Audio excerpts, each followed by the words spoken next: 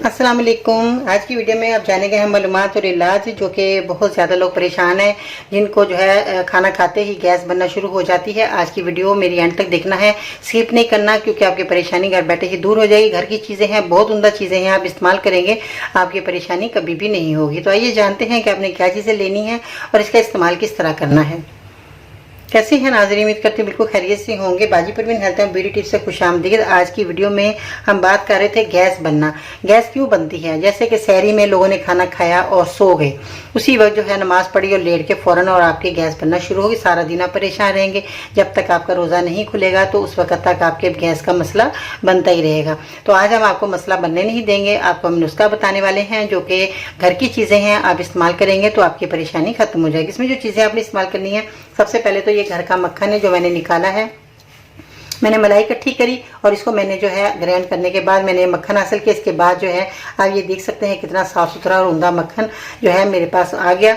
और ये मैं बच्चों को देती हूँ, सहरी को भी देती हूँ। और इसको जब गर्म कर लो तो घी बन जाता है, तो इससे जो है रोटी पे भी लगाकर खा सकते हैं। नमक आपने इस्तेमाल करना है, लाहौरी नमक आपने लेना है जो मैंने इस वक्त पाउडर बना कर रखा हुआ है। और एक आलू का आपने इस्तेमाल करना है। आलू जो है ये आपके घर में आते ही हैं। आलू को भी आपने जो है इसको उबाल लेना है। एक अदद आलू आपने लेकर इसको उबाल कर आपने मैश कर लेना है।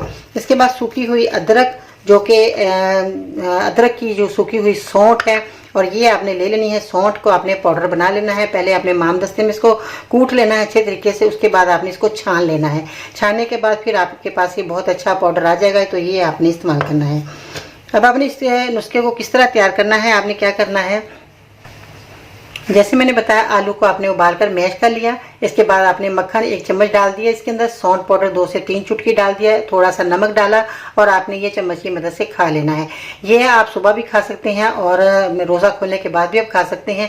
ये बहुत उम्दा चीज़ बन गई और आपका जो है गैस जो बार बार बन रहा है ये नहीं बनेगा। आपका खाना जो है खाया हुआ है तो वो आपका सारा दिन जो है आपका जो परेशान कर रहा है खाना, वो आपको परेशान नहीं करेगा। आपकी गैस जब बनेगी नहीं तो आपकी परेशानी भी ख़त्म हो जाएगी।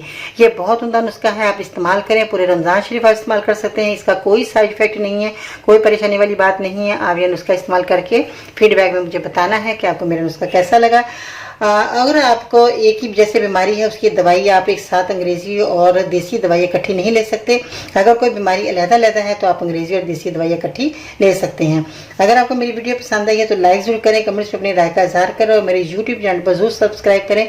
मज़ीद जानने के लिए विजिट करें मेरी वेबसाइट है bajiparveen.com और बेल आइकन को ज़रूर दबाएं ताकि सबसे पहले आपको मेरी ऐसे ही मालूमात वाली और कारआमद और तजर्बे से गुजरे नुस्खे आपको मिलते रहें। चलते चलते छोटी सी बात भी बताना चाहूँगी। कबूलियत का यकीन रखो। नबी अकरम सल्लल्लाहु अलैहि वसल्लम का इरशाद है, तुम अल्लाह ताला से ऐसी हालत में दुआ किया करो कि तुम कबूलियत का यकीन रखा करो और ये जान रखना कि अल्लाह ताला गफलत से भरे दिलों की दुआ कबूल नहीं करता। तो आपने ज़रूर ये इन बातों पर अमल करना है और दुआ में सबको याद रखना है। अल्लाह ताला सबको रोज़े रखने की तौफीक अता फरमाए। मेरी दुआएँ आपके साथ हैं। इंशाअल्लाह ताला फिर मिलते हैं नई वीडियो में, तब तक के लिए अल्लाह हाफिज़।